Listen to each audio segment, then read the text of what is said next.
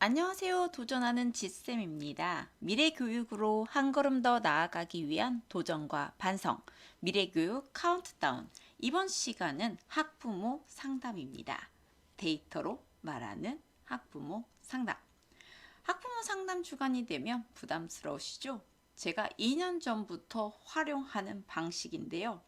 교사와 학부모 모두 상담 만족도가 매우 높았던, 그리고 이 방법으로 상담을 하셨던 선생님들까지도 매우 만족했던 그 방법을 전수해 드립니다.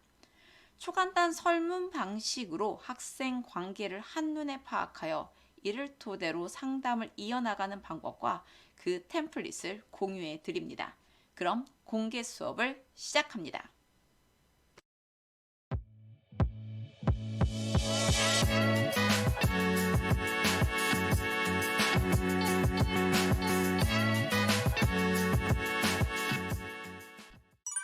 교사가 학생에 대해 관찰을 통해 모두 파악하긴 어렵습니다. 그래서 일반적으로 문제를 발생시키지 않는 학생은 잘 지내는 학생이라고 생각하기 쉽죠. 그렇게 관찰한 내용으로 상담을 이어나갈 경우 평범한 학생들에 대해서는 교사는 딱히 할 말이 없고, 학부모의 반응은 대부분 "아, 그렇군요가 아니라 "아, 그런가요? 라고 반응할 수밖에 없습니다. 그러면 어떻게 해야 "아, 그렇군요 라는 반응이 나올 수 있을까요? 그래서 관찰만으로는 상담하기 어렵기 때문에 선생님들도 상담 주간 전에 종이 설문이나 문장 완성 검사 등을 하기도 하시죠. 그런데 이 방식은 대부분 그 학생이 직접 기록한 내용을 바탕으로 상담이 이루어지기 때문에 객관적인 데이터로의 성격을 갖기는 어렵습니다. 그럼 학부모들이 "아, 그렇군요 라는 반응이 나오는 객관적 데이터로 말하는 학부모 상담 방식에 대해 도전하는 지쌤은 과연 어떤 방식을 생각해서 활용하고 있을까요?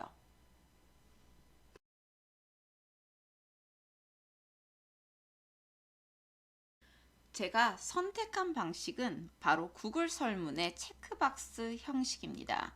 체크박스 문항은 객관식 문항과는 다르게 다중 선택이 가능한 거 아시죠? 그렇게 다중 선택 방식의 체크박스 형식의 설문으로 수합된 결과의 예시입니다. 설문 응답의 막대 그래프를 화면에 띄워놓고 이를 보면서 상담을 진행해 나가시면 됩니다. 예를 들면 이렇게 얘기하시면 되는 거죠. 땡땡 부모님, 땡땡이는 함께 있으면 기분 좋은 친구라고 반 전체 몇 명 중에 몇 명이 응답했습니다. 라고 객관적인 데이터를 바탕으로 이야기를 나누시는 겁니다. 이 상담 방식에서는 이 설문 결과가 좋게 나오지 않았다 하더라도 절대로 교사가 우리 아이를 미워하는가 봐 라는 생각에 끼어들 수가 없습니다.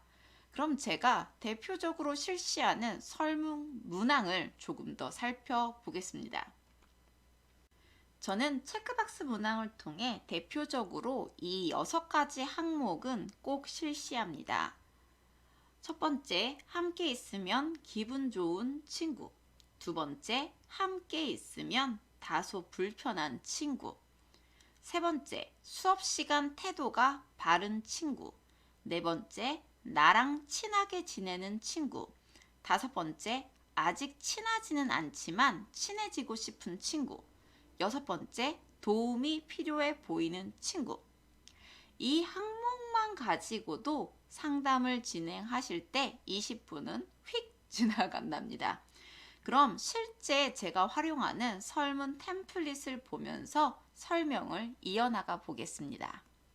네, 이 방식은요, 저학년 또는 초간단 10분 안에 이제 설문을 빨리 이제 마무리해야 되는 경우에 제가 이제 추천하는 방식입니다. 여기 학교 생활 잘 하고 있나요? 이런 제목은 선생님들 바꾸시면 될 것 같고요. 여기 보면 이제 번호가 이렇게 있고요. 지금 이 이름 칸에 제가 이제 드롭다운 형식으로 되어 있는데 여기 이름을 아이들이 직접 쓰게끔 하셔도 되지만 솔직히 이런 학생 명렬표 있잖아요. 선생님들 여기 있는 명렬표 이름을 네, 쭉 해서 네, 복사하셔서 컨트롤 카피 하셔서 네, 그리고 나서 네, 선생님들이 네, 여기에다가 붙여넣기 하시면 됩니다. 이 옵션 있는 부분 있잖아요. 여기에다가 컨트롤 V를 누르시면 학생들 명단이 쭉 다 들어가거든요. 여기 보면 함께 있으면 기분 좋은 친구, 여기도 마찬가지입니다. 여기도 복사한 걸 컨트롤 V. 자, 선생님들은 지금 하셔야 되는 거는 요거 하나입니다. 그래서 아이들의 이제 명단 있잖아요. 요 명단만 쭈루루룩 해서 계속 붙여넣기 하시면 되고요. 자, 그 외에 선생님들이 이제 하실 거는 없습니다. 자, 그리고 이제 제가 이제 추가로 이제 간단하게 이렇게 선형 배율로 이제 사이좋게 잘 지내고 있는지, 친구들과 즐겁게 생활하고 있는지, 네, 뭐 네, 도움이 필요해요. 네, 즐겁게 잘 지내고 있어요. 이렇게 이제 선형 배율로 이제 하는 이제 문항이 들어가 있고요. 자, 그 다음에 이제 선생님께 예의를 이제 잘 지켜서 생활하고 있느냐, 이런 거 같은 경우에는 한 번 더 생각해 보게끔 하게끔 일부러 문항을 넣기도 하거든요. 그래서 선생님들이 만약에 자, 이 문항은 좀 없앴으면 좋겠다. 그럼 여기 있는 네, 삭제 버튼 누르시면 되고요. 선생님들이 이제 네, 알아서 편집하시면 될 것 같습니다. 저학년 같은 경우에는 네, 이렇게 초간단 네, 이렇게 설문으로 이제 해서 하시면 되고요. 나중에 학생들이 다 응답을 하면 네, 선생님들은 여기 응답에서 네, 아까 제가 이제 보였던 막대 그래프 형식으로 여기서 쭈루루 볼 수가 있고요. 네, 설정에서 선생님들 응답에 대해서 네, 응답 수정 허용을 할 건지 네, 그 다음에 이메일 주소 네, 수집하지 않음. 네, 대부분 이제 학교 계정이 없는 경우에 수집하지 않죠. 네, 그리고 네, 이런 것들 네, 설정하는 방법은 알고 계시죠? 응답 횟수 1회로 제한. 네, 이 구글 로그인을 이제 하는 게 어렵다. 그냥 QR코드로 간단하게 해서 이제 네, 태블릿으로 하는 학교 같은 경우에는 네, 이런 부분 이제 네, 체크하지 않고 아이들 대신 이제 네, 번호랑 이름을 직접 이제 체크할 수 있게 하기 때문에 네, 이런 부분 이렇게 체크 해제하시고 접근하시면 될 것 같고요. 만약에 각각의 계정이 다 있을 경우에는 네, 여기를 이제 네, 언어로 이제 바꾸시고 그리고 저 같은 경우에는 네, 이메일 주소 네, 인증함 그리고 항상 이런 거 같은 경우에는 네, 네, 사본 전송을 항상 이제 네, 이렇게 해서 아이들이 네, 자신이 어떤 응답을 했는지 다시 한번 확인해 볼 수 있도록 네, 해주긴 합니다. 자, 그러면 제가 실제로 하고 있는 네, 요 상담에 대해서 좀 보도록 하겠습니다. 이거는 고학년 또는 심화형입니다. 이 상담은요, 1시간 정도, 네, 1시간 정도의 시간이 필요로 하고요. 자, 그 이유는 네, 그 이유가 있습니다. 자, 우선은 함께 있으면 기분 좋은 친구에서 체크박스 형식으로 해서 쭉 아이들이 체크를 하겠죠. 네. 근데 그 체크한 이유를 이제 같이 들어봅니다. 이름과 땡땡땡 누구와 누구는 내가 이렇기 때문에 이렇다. 누구는 이렇다. 이런 식으로 이제 그 이유를 이제 꼭 들어보고요. 자, 이렇게 했을 때 이제 만약에 초간단 형식에서는 그 이유를 쓰는 게 없잖아요. 그리고 이제 저학년 같은 경우도 이런 게 쓰는 게 어렵기 때문에 이 주관식 문항은 네, 이런 장문형 문항은 이제 제외를 제가 해서 네, 템플릿을 공유를 하는 거고요. 고학년 같은 경우에는 네, 이런 네, 타자로 입력하는 게 어느 정도 가능하기 때문에 저는 이걸 꼭 넣습니다. 그래야 조금 더 깊이 있는 상담이 가능하고요. 만약에 이게 없을 경우에는 네, 여기 있는 이제 체크박스와 선생님들이 그동안 봤던 이제 관찰을 중점적으로 이제 같이 연결시켜서 상담을 진행해 나가시면 되겠죠.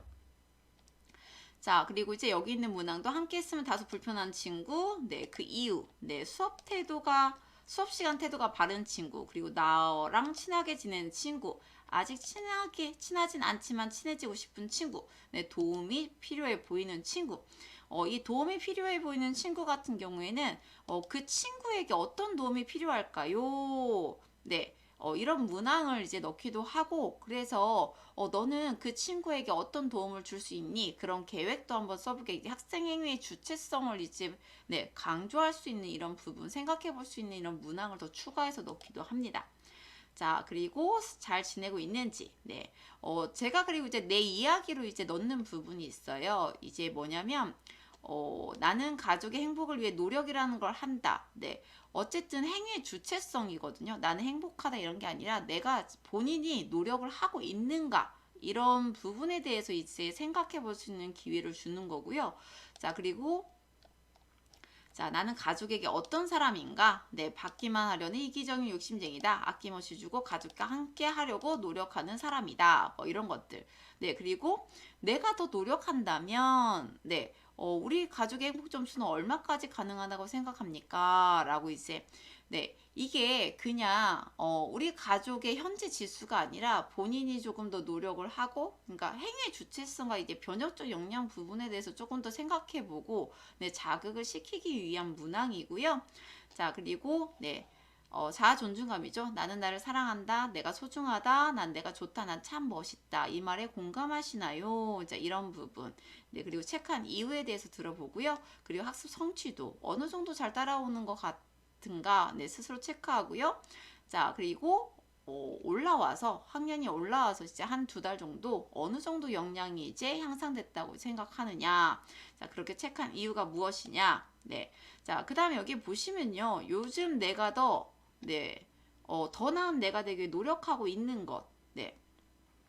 그 다음에 내가 더 잘할 수 있게 부모님께서 어떻게 도와주면 좋을지 이런 문항, 그리고 부모님께 하고 싶은 말, 그리고 네, 선생님께서 내가 더 잘할 수 있도록 어떻게 도와주면 좋을지, 그리고 선생님께 하고 싶은 말. 자, 그리고 네, 언제나 이렇게 주변에서 부모님, 선생님의 도움만 네, 받는 그런 이제 수동적인 이런 학생이 아니라 스스로 네, 능동적으로 주체적으로 내가 더 잘할 수 있도록 나는 어떻게 노력할 계획인지, 그리고 나에게 하고 싶은 말, 저는 이 부분을 조금 더 강조해서 이렇게 설문을 이제 받고 있습니다. 그리고 이걸 바탕으로 해서 네, 학부모 상담을 진행을 하고 있죠. 저는 이렇게 학생 설문을 통해 객관적 데이터를 수집하여 학부모 상담을 진행하고 있습니다. 이 방식의 상담을 경험하신 부모님들은 이런 방식의 상담은 처음이야? 라는 반응을 하기도 하시죠. 그리고 우리 아이의 학교 생활이 보다 명확히 그려진다고 하시더군요. 미래교육 카운트다운 94 데이터로 말하는 학부모 상담. 오늘 제가 준비한 영상은 여기까지입니다. 2주 전에 제작하려 했는데 제가 많이 늦었죠? 1학기 상담이 끝난 선생님들은 2학기에 도전해 보시기 바랍니다. 미래 교육으로의 작은 변화 함께 나아가 봅시다. 감사합니다.